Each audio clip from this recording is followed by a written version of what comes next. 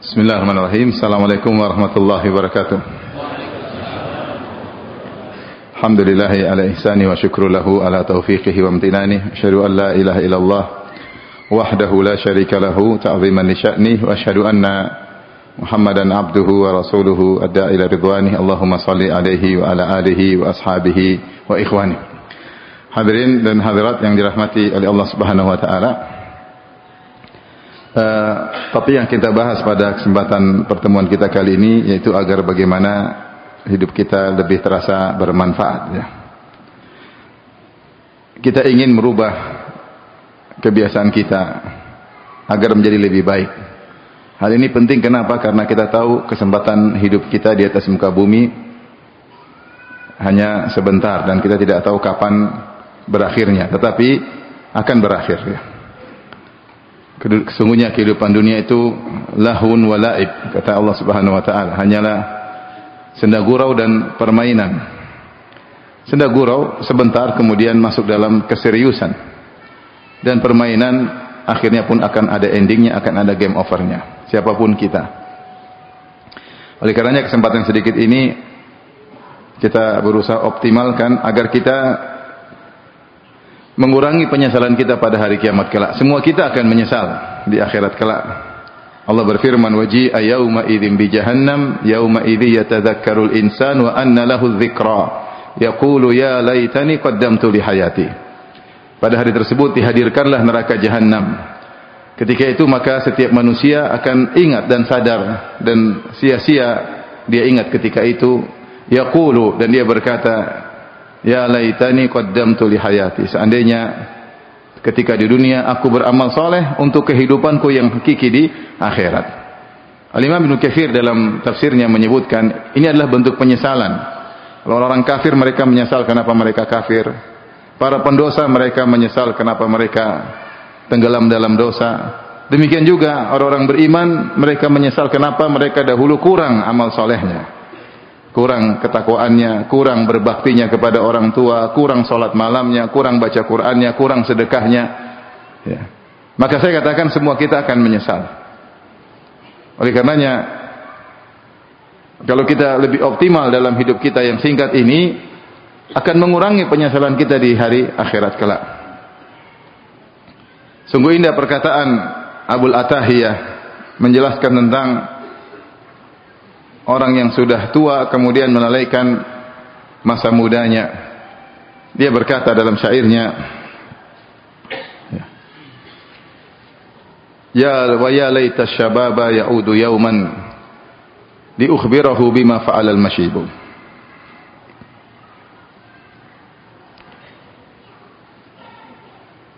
Sebelumnya dia berkata, bakaitu ala syababi bidam'i aini falam yughni al-buka'u walan nahibu. Aku menangisi meratapi masa mudaku dengan air mataku, namun tidak ada faedahnya isakan tangisan maupun ratapan. Wa ya laita syababa ya'udu yauman li ukhbirahu bima fa'ala al-mashibu. Seandainya masa muda bisa kembali suatu hari, akan aku kabarkan kepadanya apa yang terjadi dengan masa tuamu. Itu orang ketika sudah mencapai masa tua kemudian dia mengingat masa mudanya yang dia lalaikan, maka dia menyesal. Ada seorang pernah berkata, ketika berusia sekitar 80-an tahun, kemudian dia berkata, seandainya dulu ketika saya masih muda, setiap hari saya baca Quran sekian-sekian, taruhlah 1 juz setiap hari, entah sudah berapa kali khatam akan saya lakukan. Seandainya dulu setiap pekan saya puasa Senin Kemis, entah sudah berapa ratus hari yang saya puasakan karena Allah Subhanahu wa taala. Seandainya dahulu saya sempat salat witir setiap hari, entah berapa rakaat saya akan bertemu dengan Allah dengan dua rakaat tersebut. Seandainya dahulu, ya, saya gunakan lisan saya untuk berzikir, entah berapa banyak pahala yang akan saya bawa ketika bertemu dengan Allah. Tapi semua itu sudah lewat. Semua sudah lewat. Oleh karenanya saya ingatkan diri saya juga kepada para hadirin hadirat yang usianya sudah senior, kalau nggak mau dibilang tua, ya. Sudah apa? Senior. Maka lebih serius, lebih serius. Kenapa waktu kita untuk bercocok tanam di muka bumi ini tinggal sebentar? Ya, memang benar belum tentu yang lebih senior lebih dahulu mati, benar. Banyak yang muda lebih dahulu mati. Tapi biasanya yang senior lebih dahulu apa? Mati. Demikian juga yang masih muda, maka jangan terlena dengan masa muda, ya. Karena waktu berjalan begitu cepat. Tiba-tiba nanti kita sudah berusia yang masih umur 20, tiba-tiba sudah 30. 30 tahu-tahu sudah 40. Tahu-tahu sudah mau 50. Tahu-tahu 60. Tahu-tahu game over, selesai. Begitu cepat waktu berlalu. Yang sudah tua tidak ada kata terlambat. Jika dioptimalkan masa sisa hidupnya meskipun sebentar, maka bisa merubah nasibnya di akhirat kelak. Oleh karenanya sebagian ulama mengatakan yang penting kualitas. Lihatlah Sa'ad bin Mu'adz radhiyallahu taala anhu.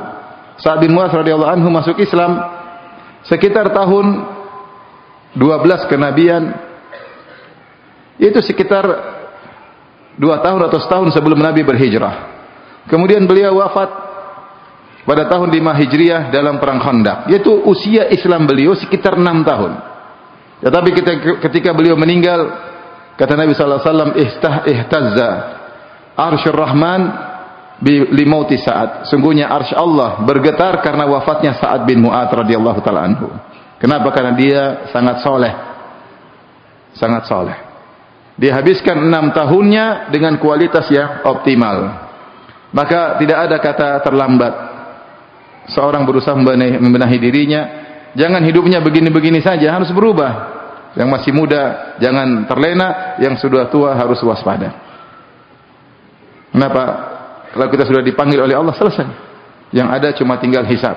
Kata Ali bin Abi Thalib, al-yauma amalun bila hisab. Sekarang silakan beramal, enggak ada yang menghisabmu. Kau mau ini, mau anu, terserah. Godan hisabun bila amal. Kalau kau sudah meninggal, yang ada tinggal hisab, kau tidak bisa beramal lagi.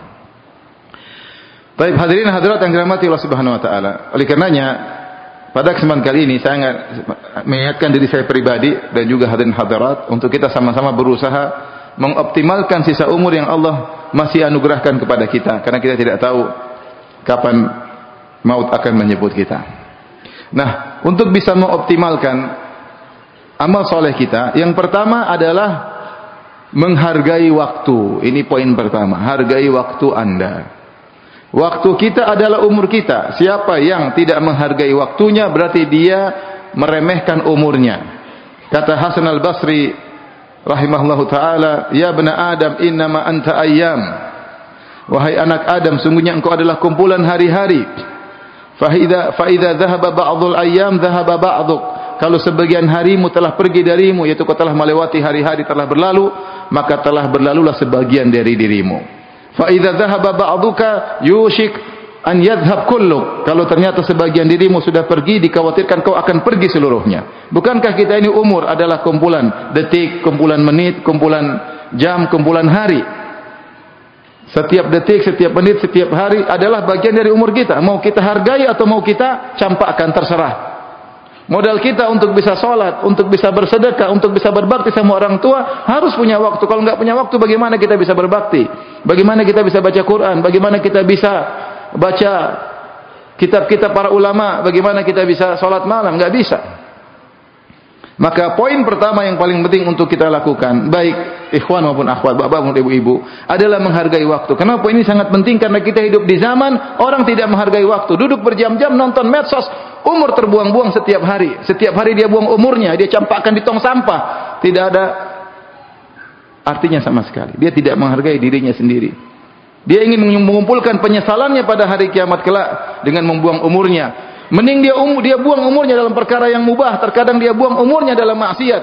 Menonton wanita terbuka aurat, menghabiskan umurnya nonton film Korea, film India, film Hollywood, film Bollywood, film box office, habis umurnya untuk nonton film tanpa ada faedahnya.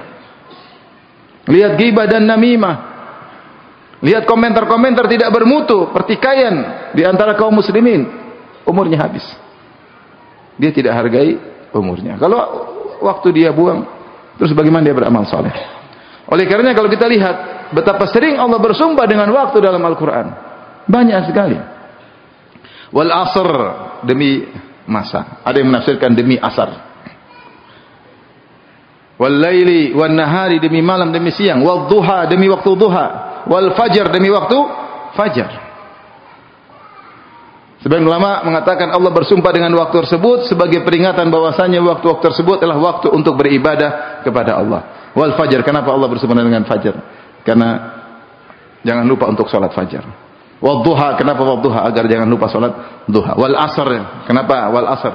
Jangan lupa salat waktu asar adalah untuk beribadah, untuk salat, untuk zikir petang dan yang lainnya. Oleh karenanya seorang menghargai waktunya. Dan di antara ciri orang beriman, apa indikator orang beriman? Orang beriman itu tidak buang-buang umurnya. Dia berusaha setiap waktu yang lewat ada manfaatnya. Apa kata Allah Subhanahu wa taala tentang ciri-ciri orang beriman? Qad aflahal mu'minun alladzina hum fi salatihim khashi'un walladzina hum, terus apa? Anil lagwi mu'ridun. Sungguh beruntung orang yang beriman yang khusyuk dalam salatnya. Walladzina hum 'anil lagwi mu'ridun, orang-orang yang berpaling dari perbuatan sia-sia. Enggak ada manfaatnya dia pergi meninggalkan. Itu orang beriman. Dalam surat Al-Furqan kata Allah Subhanahu wa taala, "Wa idza marru bil lagwi marru kirama." Kalau mereka pun harus melewati perkara yang sia-sia, mereka melewati dengan tenang, tidak menggubris sama sekali. Kebetulan lagi lewat atau ada dangdutan, jangan mampir. Lewat. Kiraman, murur kiram, lewat aja, cuek aja, enggak usah mampir, kepalanya ikut goyang, jangan.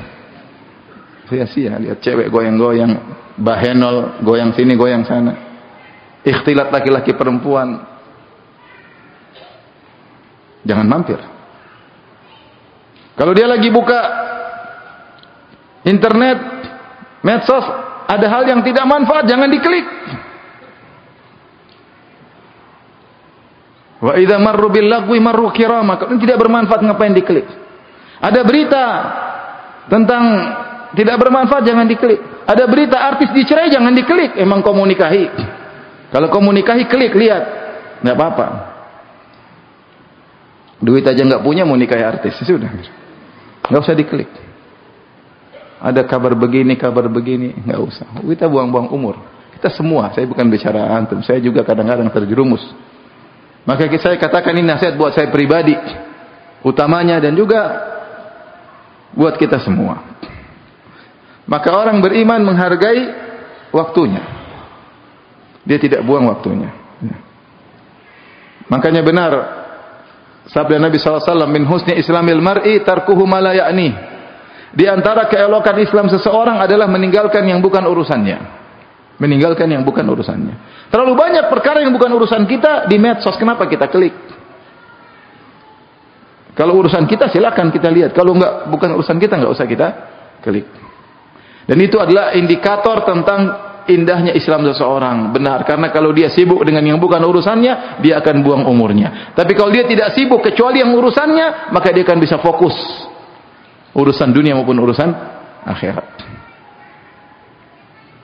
Saya sering sampaikan, kalau kita hidup di zaman nyata ini, kemudian ada ibu-ibu yang suka kepo, ada orang ngobrol dua dia datang, lagi ngobrol apa sih? Dia ingin tahu. Ada ibu-ibu bertengkar datang lagi, bertengkar kenapa sih? Kamu kenapa marahin dia? Kenapa maki dia? Dia ingin tahu. Ada orang dagang datang lagi, kamu dagang apa sih? Setiap ada majelis dia datangi. Kira-kira suaminya menderita enggak punya istri seperti ini? Ngenes ya. Ngenes. Istri kok ngabisin waktu pingin tahu urusan orang yang enggak ada faedahnya. Ini dunia nyata, sama dengan dunia maya. Kita klik-klik itu sama seperti ibu tadi. Ngeklik, baca. Scroll, ngeklik lagi, baca. Scroll, ngeklik lagi, baca. Enggak terasa setengah jam, 1 jam, 2 jam. Subhanallah. Sehingga akhirnya waktu terbuang. Kalau sudah waktu terbuang kita tidak bisa optimal. Maka poin pertama, ikhwan dan akhwat yang rahmatillah subhanahu wa ta'ala, agar kita bisa optimal, hidup kita lebih baik di dunia maupun di akhirat, pertama jangan buang-buang waktu. Akhirnya kalau kita tidak punya waktu, mau senyum-senyum sama istri pun enggak sempat. Pulang udah capek, letih. Kalau ada waktu pun masih main HP, kasihan istri menanti. Suami mau pulang, dia sudah bersolek, sudah berhias, menyambut suaminya. Subhanallah, dicuekin istrinya. Anak-anak pingin pelukan dari abinya enggak peluk anaknya. Sudah abi lagi sibuk. Sibuk apa? Sibuk jawab WA saja. Sibuk komentar di grup. Anak-anak sudah menanti, padahal anak cuma butuh 5 menit ngobrol gimana, dicium, kemudian ngobrol sebentar. Anak-anak tidak mendapatkan kebahagiaan dari ayahnya. Ayahnya sok sibuk. Istrinya pun tidak mendapatkan ketentraman dengan suami. Suaminya sok sibuk. Waktu sudah dia buang-buang. Bahkan waktu untuk keluarga pun tidak ada. Kasihan istrinya, kasihan anaknya. Oleh karenanya, ini poin perlu kita ingat bareng-bareng. Kalau mau jadi orang yang lebih bermanfaat dalam kehidupan dunia pun akhirat, pelit dengan waktu. Jangan buang-buang waktu.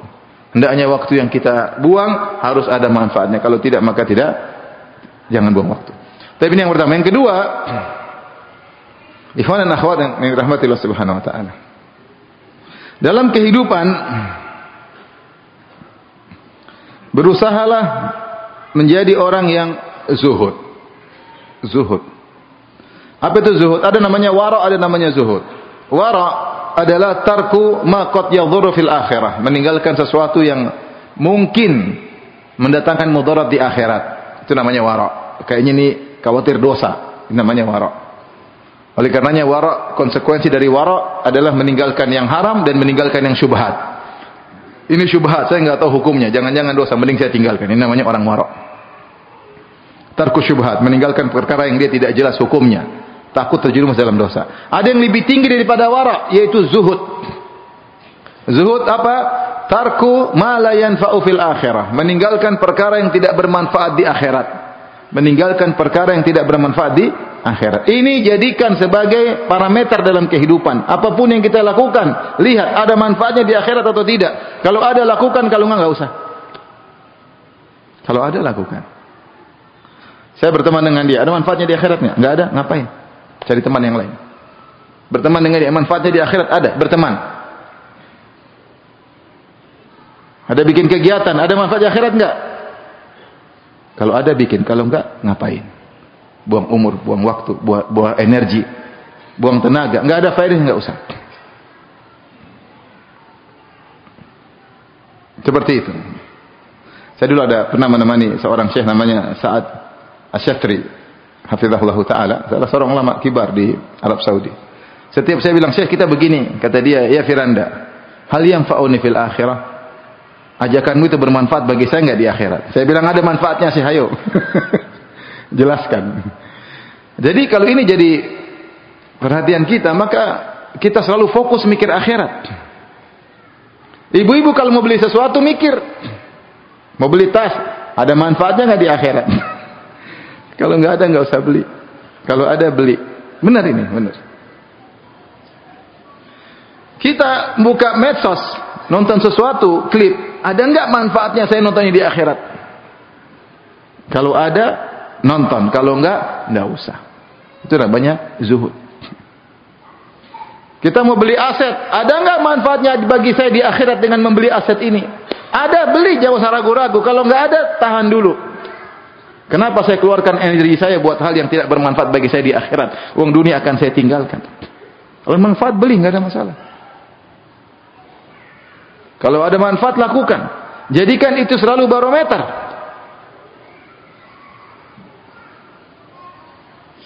Sehingga setiap kita mau melakukan, kita tanya pada diri kita, siap dihisap atau tidak? Kalau siap dihisap, lakukan. Kalau enggak usah. Ini yang kata Umar, hasibu anfusakum qabla an tuhasabu. Hisablah diri kalian sebelum kalian dihisab pada hari kiamat kelak. Istri saya pernah bilang, "Abi, belikan tas." Saya bilang sama istri saya, "Kamu siap dihisab?" Abi itu. Maksudnya jangan beli. Kamu siap dihisab? Kalau siap, Abi belikan. Kalau enggak usah. Dengar bapak-bapak, begitu caranya ya. Mau beli sesuatu, tanya, siap dihisab? Kalau dia bilang siap dihisab, gimana jawabannya? Kamu siap dihisap, Abi nggak siap dihisap. Jadi nggak jadi beli. Masalahnya kita yang kasih duit, dia siap, kita nggak siap. Nanti kan Allah juga tanya, kenapa kau kasih duit untuk beli itu? Jadi selalu punya kaidah. Bermanfaat bagi saya nggak di akhirat. Kalau bermanfaat lakukan, kalau nggak usah. Bikin rumah, bikin kolam renang Bi, oh ya bikin. Siap, ada manfaatnya ada. Buat apa? Ponakan-ponakan kalau datang main-main sini kumpul lebaran, oke bikin, nggak apa-apa, ada faedahnya. Kalau nggak ada faedah, cuma hiasan rumah, nggak ada faedahnya, ngapain? Nggak ada faedahnya. Hanya buang duit untuk maintenance setiap bulan sekian dan sekian, buat apa? Kalau ada faedahnya, lakukan. Kalau enggak, jangan. Manfaat untuk nyambung silaturahmi, menyenangkan ponakan-ponakan, menyenangkan anak-anak, silahkan. Jadi, ini diantara agar hidup kita optimal, maka kita selalu ketika melakukan kegiatan, kita bertanya pada diri kita. Apakah bermanfaat bagimu di akhirat atau tidak? Kalau tidak, tidak usah. Kita juga bertanya, siapkah kamu dihisap? Kalau siap, lakukan. Kalau enggak usah. Benar ini. Kalau siap dihisap, lakukan. Antum duduk, saya mohon maaf, antum duduk. Nonton film Korea. Taruhlah nonton film Korea. Kalau film Korea biasanya berapa jam sekali? Satu episode berapa jam? Jangan pura-pura nggak tahu. Ibu-ibu yang tahu film Korea berapa? Satu episode taruhlah 30 menit. Taruhlah 50 menit. 1 jam. Antum duduk 50 menit nonton itu, siap nggak dihisap? 50 menit itu lama loh. Kalau dibuat baca Quran luar biasa. Dibuat merenungkan tentang tadabbur alam luar biasa. Merenungkan ayat-ayat Allah untuk tafakkur, tadabbur luar biasa. Sekarang kita untuk renungkan kecantikan seorang cewek Korea. Atau wanita untuk merenungkan tentang ketampanan laki-laki bencong Korea. Kalau dihisap oleh Allah gimana? Siap nggak? Kalau siap nonton. Sampai tamat 20 episode nonton. Kalau nggak siap nggak usah. Bahkan kita nonton perkara-perkara yang mubah. Yang mubah boleh kita nonton. Mungkin ada kegiatan olahraga. Boleh nggak ada masalah. Untuk semangat kita olahraga. Boleh. Tapi kalau kebanyakan kita juga malu. Kebanyakan juga malu. Apakah kita ridha ketika dibuka pada hari kiamat, dibuka catatan amal, isinya kita nonton seluruh pertandingan bola yang ada terjadi. Liga ini, liga anu, liga ini, liga anu, liga ini, liga anu. Kita nonton semua. Dibuka catatan amal, isinya liga ini, liga anu. Ini apa namanya? Babak penyisihan, babak final, semifinal, kemudian ini pemain ini. Apakah kita ridha kalau dibuka catatan amal, isinya semua pertandingan bola? Kalau ridha lakukan. Bukannya tidak boleh, boleh tapi jangan berlebihan. Kita ridha kalau dibuka isinya amal soleh, itu yang kita ridha. Oleh karenanya sebelum melakukan sesuatu tanya dirimu, kau siap dihisap atau tidak? Ada orang ajak bisnis. Ragu-ragu hukumnya. Siap dihisap? Kalau enggak usah. Enggak usah. Jadi ikhwan dan akhwat yang Allah Subhanahu wa taala, ini prinsip hidup, berusaha zuhud dalam dunia. Semua yang tidak bermanfaat untuk akhirat kita maka berusaha kita tinggalkan. Baik, di antara agar kita bisa mengoptimalkan kehidupan kita, semua kegiatan duniawi hendaknya kita amalkan, kita niatkan untuk akhirat. Semua kegiatan duniawi kita niatkan untuk akhirat. Satu hari Mu'adz bin Jabal radhiyallahu anhu dan Abu Musa al-Asy'ari pergi ke Yaman. Mereka diutus oleh Nabi sallallahu alaihi wasallam. Kemudian mereka sampai Yaman, mereka berpisah. Satu di sisi lain, satu lain untuk berdakwah. Maka Mu'adz bin Jabal bertanya kepada Abu Musa al-Asy'ari, bagaimana kau dengan Al-Quran? Maka Abu Musa al-Asy'ari mengatakan, saya baca Quran, duduk, berdiri di atas kendaraan, terus baca Quran. Apa kata Mu'adz bin Jabal? Ini orang yang faqih, yang a'lamu an-nasi bil halal wal haram, yang paling ngerti tentang halal dan haram. Dia berkata, adapun aku, maka aku baca dan aku tidur. Aku baca dan aku istirahat. Ya. Wa inni ahtasibu naumati kama ahtasibu qaumati. Dan aku berharap dapat pahala dengan tidurku sebagaimana aku dapat pahala ketika salat malam. Jadi Mu'adz ingin mengatakan, Saya ketika sholat malam saya berharap dapat pahala. Ketika saya tidur pun saya berharap dapat pahala. Kenapa? Karena tidur saya supaya bisa kuat sholat malam. Maka seorang kalau melakukan perkara duniawi, niatnya untuk akhirat, perkara duniawi tadi bernilai pahala. Siapa di antara kita kalau mau tidur, dia pingin tidur cepat supaya bisa sholat malam. Ketika dia pingin tidur cepat supaya bisa sholat malam, tidurnya meskipun ngorok dapat pahala. Beneran. Kenapa? Karena dia tidur untuk sholat malam. Tapi kalau dia tidur aja, apalagi habis nonton film Korea sampai ketiduran, mana dapat pahala? Enggak ada. Dia tidur, dia istirahat dari maksiat. Oleh karenanya, kaidah mengatakan dalam hadis Nabi SAW, la ujra illa an hisbah. Tidak ada pahala kecuali dengan ihtisab. Kecuali dengan apa? Ihtisab, yaitu berharap. Berharap pahala dari Allah Subhanahu wa taala. Seperti sabda Nabi SAW, man shoma ramadhana imanan wa ihtisaban. Siapa yang puasa Ramadan karena beriman, ini adalah perintah dari Allah, wa ihtisaban, dan mengharap apa? Pahala. Dan ini bukan berlaku saja kepada perkara akhirat, perkara duniawi. Kalau tidak ada niat, maka tidak ada pahala. Contoh, Nabi SAW bersabda, lasta tunfiqu nafaqatan tabtaghi biha wajha Allah illa ujirta 'alaiha hatta luqmatal lati taj'alu fi imra'atik. Ini sangat penting, perhatikan, karena kehidupan kita ini kebanyakannya duniawi. Kalau tidak ada niat itu duniawi semata, enggak dosa tapi enggak ada juga pahala. Maka ini penting, hadirkan niat. Ini peran niat luar biasa. Kata Nabi SAW, lasta tunfiqu nafaqatan tabtaghi biha wajha Allah. Tidaklah engkau menginfakkan sesuatu apapun, kau berharap wajah Allah, itu ikhlas karena mencari wajah Allah, ihtisab. Illa ujirta 'alaiha, kecuali kau dapat pahala. Hatta luqmatal lati taj'alu fi imra'atik, sampai suapan yang kau suapkan ke mulut istrimu. Dan kita tahu ketika seorang suami sedang menyuap istrinya, sedang mesra-mesranya. Enggak mungkin seorang suami suap istrinya kalau tidak lagi marahan, enggak mungkin.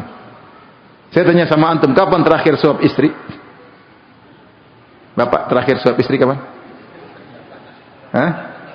Sudah lama sekali ya? Sudah lama sekali. Biasanya ketika masih bulan madu. Akhir-akhir bulan bawang, sudah nggak ada lagi.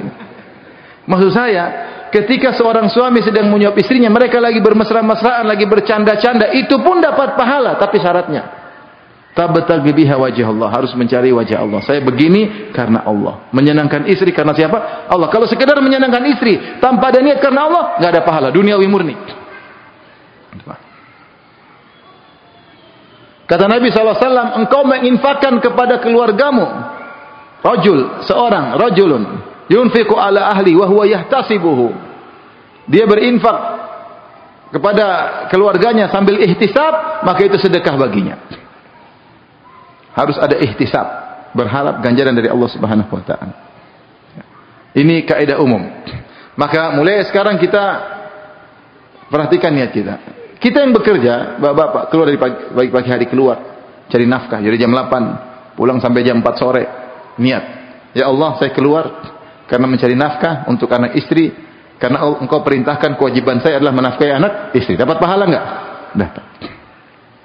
Mau tidur, niatkan, saya ingin tidur cepat supaya saya bisa tidak terlambat sholat subuh. Dapat pahala enggak? Dapat. Dapat.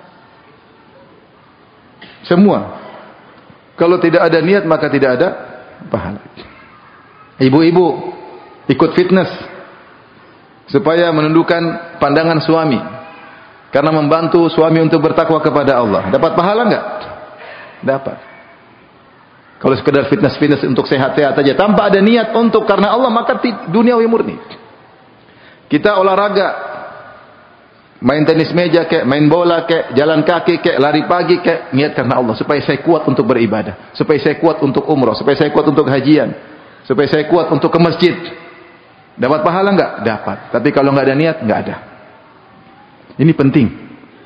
Karena saya katakan kehidupan kita kebanyakannya duniawi. Kalau tidak kita niatkan karena Allah, maka dunia semata. Dan ada keberkahan kalau kita niatkan karena Allah, kita takut untuk maksiat. Misalnya saya berniat bekerja karena Allah, untuk menafkahi anak istri. Ketika ada muamalah transaksi yang syubhat atau haram, saya enggak berani karena saya ini karena Allah. Bagaimana saya karena Allah kemudian saya melakukan yang haram? Enggak jadi. Ketika saya bekerja di kantor, kemudian ketemu perempuan yang bukan, tidak halal bagi saya, kemudian saya mau candai, mau saya rayu-rayu, enggak boleh, ini bukan istri saya. Saya kerja karena Allah, enggak jadi. Ada keberkahan kalau kita niat karena Allah Subhanahu wa taala. Jadi ikhwan dan akhwat yang dirahmati Allah Subhanahu wa taala, ibu-ibu terutama kegiatan di rumah, ngurus anak, ngurus suami, ya. Ini semua niatkan karena Allah. Bersih-bersih rumah, siapkan pakaian untuk anak-anak, niatkan untuk mendidik generasi terbaik untuk kaum muslimin. Dapat pahala? Dapat pahala. Sehingga kehidupan kita berkah karena Allah Subhanahu wa taala. Baik, kita lanjutkan. Di antara agar kehidupan kita optimal, menggunakan seluruh nikmat yang Allah berikan kepada kita untuk akhirat kita. Allah berikan kita banyak kenikmatan. Ada yang diberi kecerdasan, gunakan kecerdasanmu untuk akhiratmu. Ada yang diberi harta, gunakanlah hartamu untuk akhiratmu. Ada yang diberi jabatan, gunakanlah jabatanmu untuk akhiratmu. Qarun ketika diberikan harta yang banyak, dinasihati oleh orang-orang beriman. Mereka berkata kepada Qarun, "Wabtaghi fima ataka Allahu daral akhirata wa la tansa nasibaka minad dunya." Gunakanlah apa yang Allah berikan kepadamu untuk cari akhirat. Itu harta yang Allah berikan, itu manfaat untuk cari akhirat.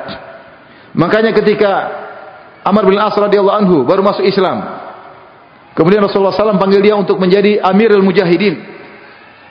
Kata Nabi, "Wahai Amr bin As, saya ingin kau jadi pemimpin pasukan, komandan, supaya kau dapat ghanimah." Kata Amr bin As, "Ya Rasulullah, saya perang bukan untuk cari ghanimah, untuk mendapatkan mati syahid." Kata Rasulullah, "Ya Amr, ni'ma al-malu salih lirajul salih." Ketahuilah bahwasanya sebaik-baik harta yang halal jika dipegang oleh seorang yang soleh. Yaitu Rasulullah SAW ingin jelaskan, kau kalau punya harta halal, kau bisa gunakan untuk akhiratmu. Kau bisa gunakan untuk apa? Akhiratmu. Maka seorang diberi kenikmatan oleh Allah Subhanahu wa taala, gunakan optimal untuk akhiratnya. Kalau dia punya harta, dia pikir gimana harta saya? Ya akhi, kerja sampai ngumpulin harta sebanyak-banyaknya. Kalau enggak buat akhirat rugi. Ada kawan punya pekerja 10.000, kawan saya. Berapa pekerjanya? 10.000. Banyak apa sedikit? Maka dia ditanya oleh seorang syekh, saya terjemahkan. Niatkan kau menafkahi 10.000 tersebut dengan memberi gaji kepada mereka, sehingga menafkahi berapa? 10.000 itu kepala keluarga. Setiap orang punya apa? Anak dan istri. Berapa orang yang dia ayomi? 10.000 kalau enggak paling kali berapa itu? Anak satu, istri satu, berarti sudah kali 3, sudah 30.000. Bagaimana kalau istri satu, anak 4, berarti kali 6, ya enggak? Dia, istrinya, anaknya 4, berarti 6 orang. Berarti dia ngayomi berapa ribu? 60.000. Bagaimana kalau istrinya 2, anaknya 8? Tambah banyak lagi, hitung aja sendiri. Maksud saya, dia niat, dia gunakan kekuatan dia, harta kemampuan dia untuk membuka lahan pekerjaan. Saya buka lahan pekerjaan untuk bisa menafkahi banyak orang kaum muslimin. Niat karena Allah Subhanahu wa taala. Gunakan kemampuan Anda untuk mencari akhirat. Makanya sebagian ulama, ini disebutkan, sebagian ulama, kita tahu ada khilaf tentang masalah main catur. Ada yang membolehkan, ada yang tidak membolehkan. Tapi sebagian ulama yang tidak membolehkan, mereka mengatakan, kenapa main catur tidak boleh? Satranj kenapa tidak boleh? Satranj. Kata mereka, karena orang yang main catur itu, dia menggunakan kemampuan dia ya pada hal yang tidak bermanfaat. Kecerdasan yang dia miliki, cuma duduk nongkrong 2 jam. Buat apa? Kalau dia dihisap, dia susah untuk menjawab, maka tidak boleh dia menggunakan kemampuannya untuk hal yang tidak bermanfaat. Kalau punya kecerdasan, ngapain analisa yang tidak ada manfaatnya? Tidak usah. Oleh karena kita punya kemampuan. Sebagian yang diberi jabatan, optimalkan untuk dapat pahala. Makanya Rasulullah SAW mengatakan tentang 7 orang yang pertama kali, atau 7 orang yang akan dinaungi oleh Allah pada hari kiamat kelak. Yang pertama adalah imamun adil, imam yang adil. Kenapa dia gunakan kemampuannya sebagai pejabat, sebagai penguasa untuk membahagiakan masyarakat, untuk membahagiakan masyarakat. Ada seorang gubernur kawan, dia sering telepon, dia tanya, "Ustaz, ini ada dana buat gini-gini. Saya mau bikin gini-gini." Saya bilang, "Silakan. Kau siap dihisap?" "Enggak, Ustaz." "Ya udah buat yang lain, buat jalan, buat ini, buat manfaat masyarakat." Jangan terlalu hanya pikir estetika supaya pencitraan. Kau siap dihisab? Siap, bikin. Kalau enggak, jangan. Buat senang masyarakat. Kembalikan harta negara buat apa? Masyarakat. Jangan cuma pikir estetika, penampilan, apa enggak ada faedahnya buat masyarakat. Itu perlu, tapi bukan itu yang paling utama. Yang utama bagaimana menaikkan ekonomi masyarakat, bagaimana menaikkan ketakwaan mereka, itu yang penting. Sebagai pejabat. Subhanallah, jadi kalau orang punya kemampuan, gunakan. Optimalkan. Cerdas, gunakan kecerdasan untuk akhiratnya. Wabtaghi fima atakallahu daral akhirah. Gunakan apa yang Allah berikan kepadamu untuk mencari akhirat. Dengan demikian, kita optimal hidup ini.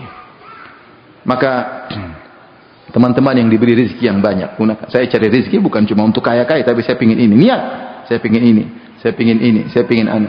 Punya ide yang banyak. Bagaimana bisa beramal soleh dengan harta yang dia miliki.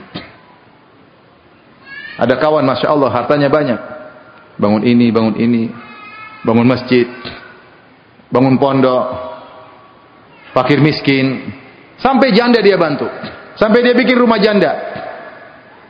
Saya pernah ke situ, janda-janda banyak, tapi udah pada tua-tua. Masya Allah, dia bikin rumah buat para janda, luar biasa. Rasulullah bersabda, as-sa'i alal armalah wal yatim kal mujahid fisabilillah. Yang berusaha untuk mengayomi janda dan anak yatim seperti orang yang berjihad di jalan Allah Subhanahu wa taala. Sampai Imam Nawawi mengatakan, "Maukah engkau berjihad tanpa pedang?" Caranya gimana? Ngurus janda. Ngurus anak yatim. Subhanallah, dia optimalkan harta yang dia miliki untuk kebaikan. Apa yang bisa dilakukan, lakukan. Ini namanya mengoptimalkan apa yang Allah berikan kepada kita. Tidak mesti harta, banyak. Jabatan, kecerdasan, pintaran. Sampai misalnya ada pelatih olahraga, niatin kau ngajar kaum muslimin agar mereka kuat. Kuat untuk bisa beribadah kepada Allah, kuat untuk bisa beramal saleh, harus tubuh sehat. Maka niatkan ketika kau melatih, gunakan kemampuanmu untuk melatih olahraga, niatkan untuk kaum muslimin. Ini penting. Ibu-ibu pun demikian, ibu-ibu punya kemampuan untuk ngurus anak-anak, optimalkan. Saya ingin ngurus anak saya menjadi anak yang bermanfaat bagi kaum muslimin, bagi bangsa dan negara, optimalkan. Sabar, ngurusin, beri nasihat, beri ujangan, sehingga kemampuan kita tidak terbuang begitu saja. Baik, berikutnya yang keberapa? Yang keberapa? Yang keberapa? Yang pertama tadi apa? Pelit waktu. Yang kedua? Kenapa? Zuhud. Yang ketiga? Hah? Ya, boleh, itu termasuk zuhud. Apa? Mau lakukan satu, tanya, siap dihisab atau tidak? Yang keempat, yang tadi apa? Gunakan apa yang Allah berikan untuk akhirat apa? Akhirat kita. Baik. Di antara agar kita bisa mengoptimalkan hidup kita, jangan pernah menunda amal soleh. Kapan ada ide untuk beramal soleh dan kita lihat ada kesempatan, kita mampu, jangan pernah tunda. Makanya dikatakan Khalid bin Ma'dan pernah berkata, ya, "Idza futiha li ahadikum babul khairi falyusri' ilaihi, fa innahu la yadri mata yuglaqu anhu." Kalau dibukakan kepada salah seorang dari kalian pintu kebaikan, maka segeralah, karena dia tidak tahu kapan ditutup. Oleh karenanya kalau kita tahu-tahu melihat misalnya contoh sedang ada orang miskin, kebetulan di kantong kita ada uang 10.000, 50.000, dan kita lagi kasihan lihat dia, jangan tunda, langsung kasih aja. Jangan tunda. Dan bilang nantilah, saya tunggu orang miskin yang lain. Kita lihat ada office boy atau lagi orang bersih-bersih, kita kasihan, kita punya uang, kasih, jangan tunda-tunda. Jangan tunda-tunda. Lagi terbetik hati kita, lagi main di rumah orang, tahu-tahu pingin sholat duha, langsung sholat duha. Ah, ada sajadah enggak? Kenapa? Pingin sholat duha. Masya Allah sholat duha. Ya. Jangan bilang nanti di rumah, nanti enggak sholat duha. Jangan bilang saya takut riak, lawan itu riak. Saya lagi diberi hidayah oleh Allah untuk beramal soleh. Jangan pernah tunda. Ketika kita berniat untuk amal soleh, sungguhnya Allah sedang beri hidayah kepada kita. Maka sambutlah hidayah tersebut, jangan ditunda. Karena kalau kita tunda, bisa jadi kita tidak melakukannya. Betapa banyak orang menunda kebaikan, akhirnya tidak melakukan. Contoh, tiba-tiba dia punya niat untuk sumbang masjid 1 juta misalnya, tapi dia bilang, nantilah. Begitu dia keluar dari masjid, ditelepon sama istrinya, listrik belum bayar. Akhirnya dia bayar listrik, nggak jadi apa. Tahu-tahu istri minta beli ini, istri minta beli itu. Akhirnya dia tidak jadi menyumbang. Pokoknya kalau kau mampu melakukan dan ada kesempatan, jangan pernah tunda. Tiba-tiba sebelum tidur pingin salat malam, berdoa sama ya Allah, bangunkan saya untuk salat malam. Tidur, insya Allah bangun salat malam. Tiba-tiba lagi di pesawat, pingin baca Quran. Langsung buka Quran, HP baca. Jangan tunda-tunda. Meskipun dilihat pramugari, cuek aja. Baca Quran, Masya Allah. Pramugari juga bisa dapat didakwahi deh. Masya Allah, ada penumpang yang baca apa? Al-Quran. Jangan pernah tunda-tunda. Karena sering kita tunda, akhirnya kita tidak bisa melakukan. Saya sering cerita kisah saya ini. Bagaimana saya menunda, akhirnya saya gagal melakukan kebaikan. Saya pernah sama istri, naik di S Hardware di Taman Mini. S Hardware itu naik Taman Mini, naik eskalator. Sampai di atas, istri saya bercadar. Sampai di atas, kemudian ada seorang pelayan di situ, perhatian sekali sama istri saya. Dia perhatian istri saya mau begini, dia perhatian sekali. Karena kita dapati terkadang orang bercadar dicuekin, dianggap gak punya duit kadang-kadang. Sampai kemarin ada yang subhanallah ke dokter, salah seorang dokter, kemudian dia bercadar, kemudian ditanya, saya lagi sakit ini. Kata dia, kamu bisa bayar? Subhanallah, pertanyaan gitu. Dianggap, ya mungkin saudara-saudari kita banyak yang tidak punya uang, tapi tidak boleh begitulah ya. Subhanallah, istri saya ketika saya lihat dia dilayani benar, maka saya tiba-tiba ingin kasih orang itu uang. Itu perempuan yang lain istri saya. Karena saya senang istri saya dilayani. Ya mbak, ini mbak, meskipun istri saya nggak jadi beli, tapi dilayani dengan baik. Maka saya mau kasih duit waktu itu. Ketika saya mau kasih, saya takut istri saya cemburu. Akhirnya saya tahan, nggak jadi. Akhirnya saya turun sama istri saya. Ketika turun sampai bawah, saya bilang, sayang saya mau ke atas sebentar, ada keperluan. Saya naik lagi. Saya mau kasih orang itu. Saya bingung. Ternyata cantik semua tadi, yang mana saya lupa. Mau kasih semua duit nggak cukup. Ini contoh. Maksud saya ketika kita tunda lewat. Harusnya saya bilang, sayang untuk kasih itu perempuan. Dia tadi baik sama kamu. Insya Allah istri saya terima. Cuma tadi ketika ada kebaikan kita tunda, tidak terjadi. Maka kalau kita tahu hidup kita cuma sebentar, jangan pernah nunda apa? Kebaikan. Apa kata Ibnu Umar? Idza asbahta fala tantaziril masa. Kalau kau sudah di pagi hari dan kau punya kegiatan amal soleh, jangan tunda sore hari, jangan. Wa idza amsayta fala tantaziris sabah. Kalau kau sudah di waktu sore hari punya kegiatan amal soleh, jangan pernah tunda sampai pagi hari. Sudah, yang kau sekarang lakukan. Jadi hidupmu optimal, lebih bermakna di sisi Allah Subhanahu wa taala. Baik. Berikutnya,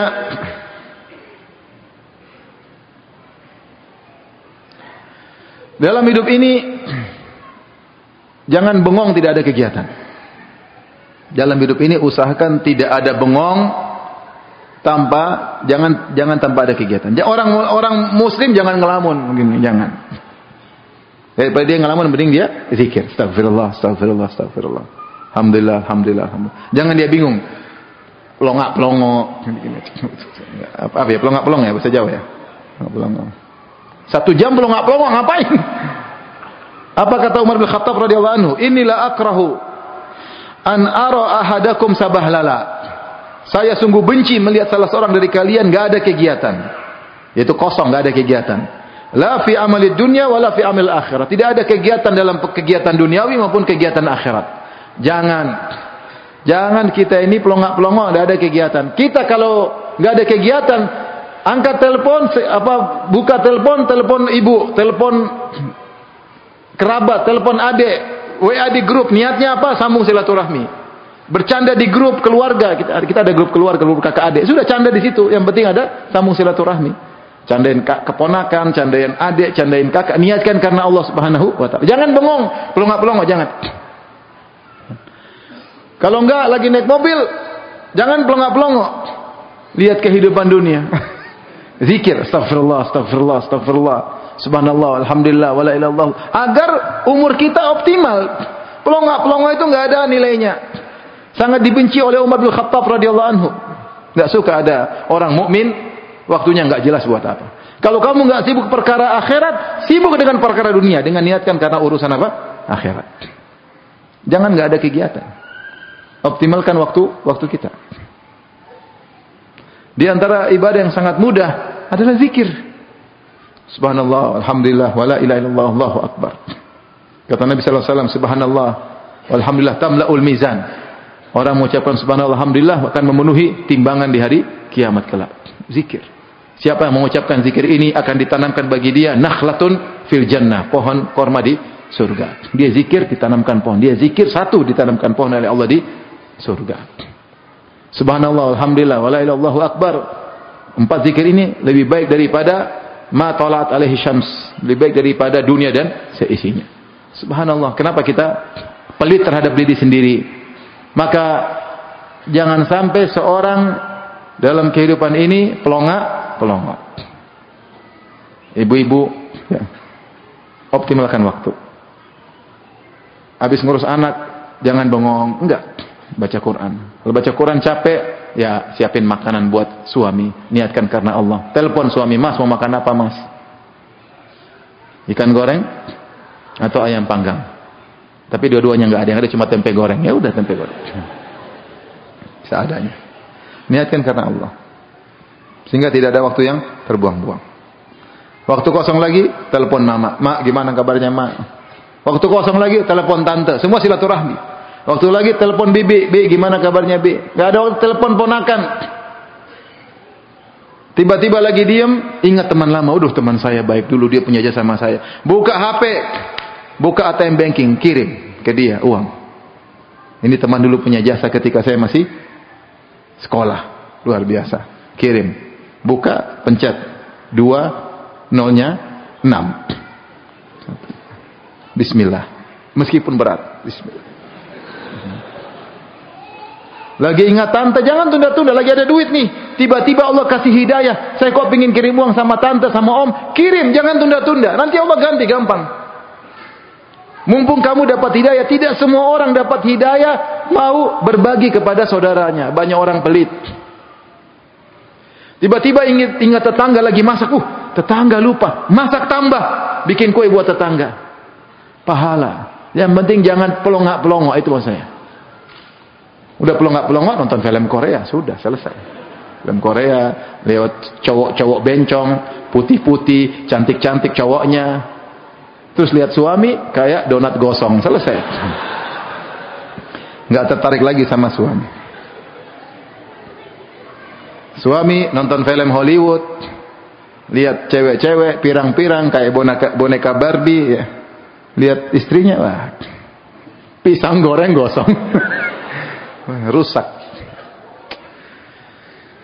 Ini nasihat buat kita semua. Sehingga hidup kita bermakna. Taib, di antara perkara yang penting yang berikutnya, agar hidup kita bermakna. Raihlah kebahagiaan. Dan kebahagiaan paling utama adalah tidak bermaksiat. Ketahuilah semua maksiat menghilangkan kebahagiaan. Semua orang maksiat pasti sengsara.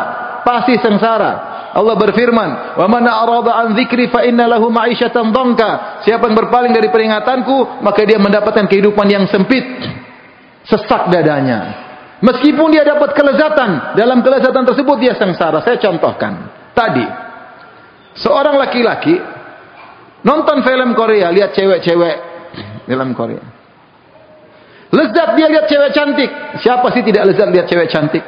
Siapa sih tidak suka lihat cewek cantik? Kecuali kalau nggak normal. Kalau normal pasti suka lihat cewek cantik. Begitu dia lihat 5 menit, setengah jam, semua terbias dalam hatinya.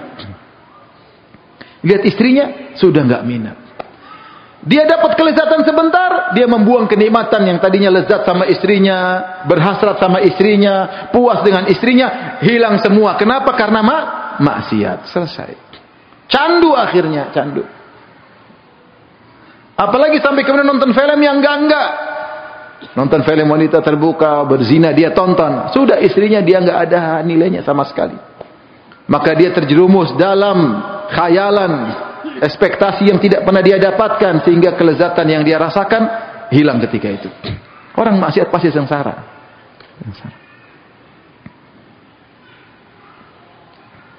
Orang berzina, dia lakukan zina, emang dia bahagia? Dia nggak bahagia. Benar, dia ada kelezatan ketika berzina. Selesai berzina, dia gelisah. Makanya setan bersumpah di hadapan Allah. Fabima agwaitani, ya Rabbi bima agwaitani, la uzayyinana lahum fil ardi. Sungguh aku akan menghiasi maksiat bagi mereka di atas muka bumi.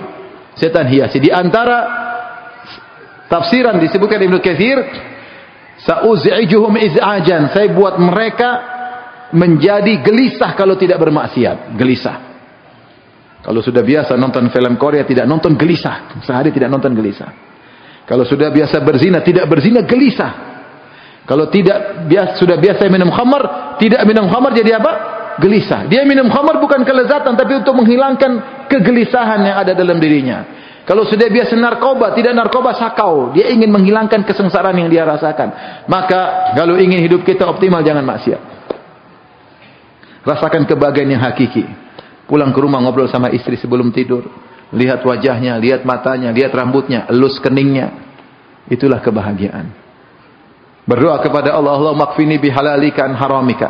Ya Allah, cukupkanlah aku dengan yang halal untukku. Buatlah aku bahagia dengan halal yang kau berikan kepadaku. Adapun orang maksiat, dia dapat kelezatan sebentar, kemudian dia buang kebahagiaannya. Semua pelaku maksiat. Maka kalau kita bermaksiat dan kita pasti maksiat, segera istighfar dan bertobat. Istighfar dan bertobat agar kebahagiaan itu bisa kembali. Orang dengar musik, sengsara dia. Kalau tidak dengar musik, dia gelisah. Kalau ada waktu lenggang, dia bukan baca Quran, lantunkan musik. Tidak bisa tidur kecuali dengar apa? Musik. Tidak bisa senang kecuali dengar musik. Di pesawat dengan musik. Turun dari pesawat goyang musik. Subhanallah. Tanya para pemusik, saya jujur tanya orang pemusik yang kemudian berhenti dari musik, mana lebih bahagia ketika bermusik atau tidak? Dia pasti bilang ketika tidak bermusik. Tanya. Lebih tentram hidup.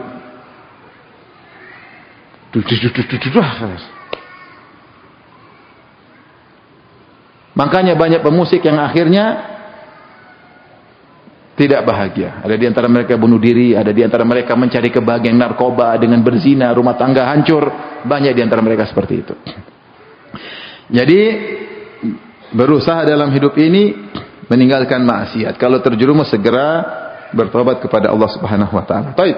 Sekarang ini saya akan sampaikan beberapa amalan-amalan yang untuk menyamankan kita dalam muamalah. Agar hidup kita bisa optimal. Bermuamalah di antara manusia. Dan ini tentu akan bermanfaat bagi kita di dunia maupun di akhirat. Yang pertama, ikhwan dan akhwat yang dirahmati Allah Subhanahu wa taala. Dalam hidup ini khudil afwa. Khudil afwa. Jangan terlalu ekspektasi pada orang lain. Terima yang bisa mereka lakukan, sisanya maafkan. Allah berfirman, khudil afwa wa'mur bil urfi wa'rid 'anil jahilin. Bersikaplah memaafkan. Yaitu khudz ma tayassara min akhlaqin nas. Ambillah akhlak manusia yang begitu. Kita ketemu orang, misalnya saya punya guru, ternyata dia kurang senyum. Sudahlah, yang penting saya dapat ilmu dari dia. Kekurangannya saya maafkan. Jangan saya berharap guru saya harus murah senyum, harus punya waktu buat saya, harus. Sudahlah, kita terima masyarakat yang ada, kita ambil manfaatnya, mengambil positif, yang negatif kita maafkan. Kita punya tetangga, jangan ekspektasi tinggi. Harusnya tetangga kalau saya sakit dia jenguk. Harusnya kalau saya lapar, dia kirim makanan lewat Gojek. Tapi dia nggak pernah. Ya udah. Manusia sekarang begitu. Jangan ekspektasi tinggi, ya tenang aja. Khudil afwa, maafkan. Dengan begitu hidup kita tenang. Tinggal kita mengkondisikan diri. Jangan paksa orang ikuti kemauan kita. Karena tidak semua orang berakhlak mulia. Tidak semua orang paham apa? Agama. Terimalah yang mudah dari mereka. Mereka bisanya segitu, jangan paksa lebih daripada itu. Kita ketemu orang, ada orang kaya, kita bicara tentang proyek dakwah ini bagaimana, ada semua. Dia cuma bisa sumbang 10 juta, padahal ekspektasi kita 1 miliar. Ternyata dia cuma bisa sumbang 10 juta, ya sudah. Jangan paksa-paksa.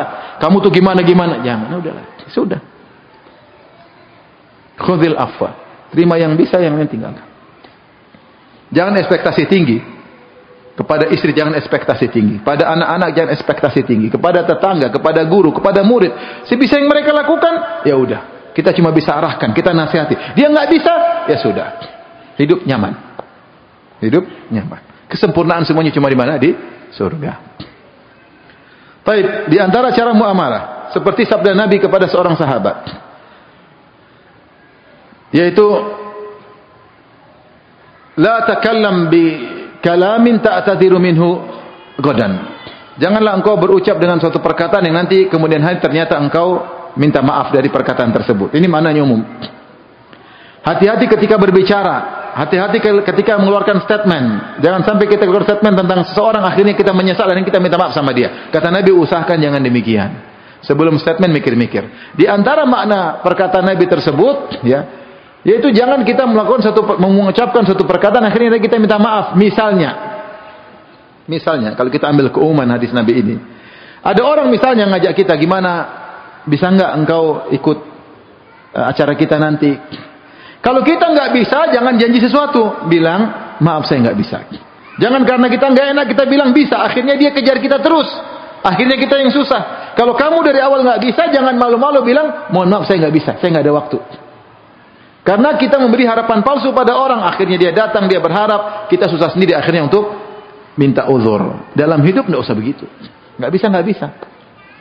Bisa, aduh, maaf saya nggak bisa. Kalau bisa saya ngomong, kalau saya nggak bisa, nggak bisa. Kalau orang datang, Ustaz bisa, aduh, saya nggak ada waktu, mohon maaf. Ustaz saya nggak ada waktu. Kalau saya datang, nggak bisa, nggak ada waktu. Jangan saya janjikan, oh tenang aja, insya Allah nanti ya. Itu, dia telepon bolak-balik. Akhirnya kita bingung sendiri. Kalau istri mintakan beli emas, minta belikan emas, mas, saya mau emas, sekilo mas, nggak bisa. Jangan bilang bulan depan antum dirongrong terus sama istri, katanya bulan depan mana, katanya cinta, katanya habis deh. Kalau nggak bisa bilang dari awal apa? Tidak bisa.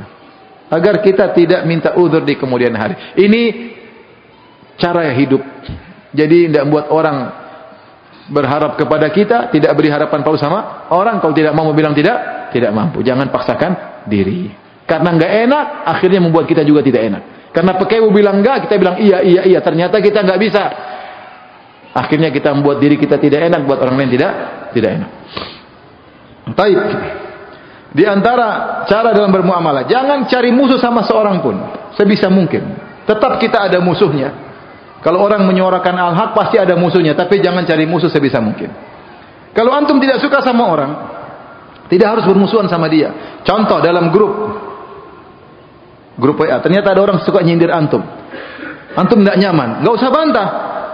Ada saat yang tepat, kawan-kawan sekalian, ini sebentar lagi bulan Ramadan. Saya minta uzur, saya mau sibuk karena saya banyak kekurangan, saya ingin baca Quran. Jadi saya mohon mengundurkan diri dari grup ini. Semoga grup ini berkah. Assalamualaikum warahmatullahi wabarakatuh. Selesai. Udah, yang penting kan tidak ketemu dia lagi, selesai. Kalau tidak cocok tidak harus bertengkar maksud saya. Antum dalam suatu kongsi kerjasama, ternyata tidak cocok, keluar aja tapi nggak usah ribut. Hidup ini kalau tidak bisa tidak ribut, jangan bikin keributan. Jangan kita mengutarakan suatu perkataan yang kita ribut selama-lamanya sama dia. Kalau bisa menghindar tanpa ribut, lakukan. Nah, kita dalam hidup ini terkadang kita berkongsi sama orang, terkadang kita kumpul sama orang, karena kita kerjasama, karena kita dagang sama dia, ternyata tidak cocok, ternyata kita merasa kita didolimi, ya sudah. Tidak usah ribut sama dia selama-lamanya, keluar baik-baik, selesai. Hidup nyaman. Hidup nyaman. Baik, di antara cara kita bermuamalah dalam kehidupan ini,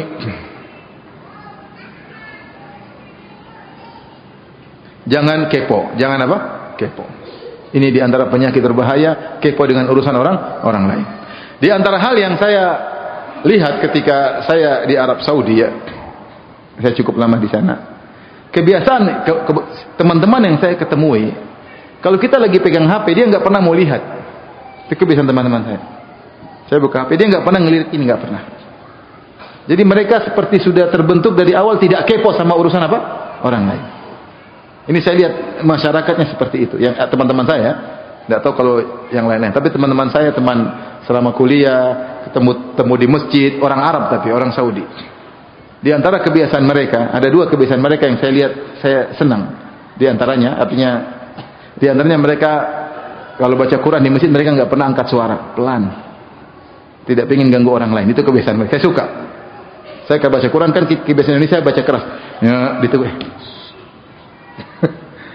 Karena kita kalau baca pingin orang lain dengar kadang-kadang ya. Mereka kalau baca Quran mereka tenang, pelan. Padahal mereka mungkin ahli tajwid, mungkin mereka tenang. Yang kedua, mereka tidak ingin tahu urusan apa? Orang lain. Kalau kita nggak cerita, mereka nggak tanya-tanya. Bahkan kalau kita buka HP, mereka nggak ngelirik. Nah, sebagian kita sebaliknya. Kalau teman buka HP, itu namanya kepo. Itu namanya fudul, kepo. Ini adalah Islam yang buruk.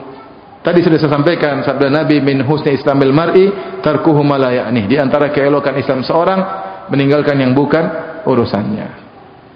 Sampai dicontohkan kalau kita lagi jalan sama teman di mobil, tahu-tahu teman kita angkat telepon, tahu-tahu dia teriak, "Kamu itu jangan begitu-begitu," terus dia matikan. Kita nggak usah nanya, diam aja.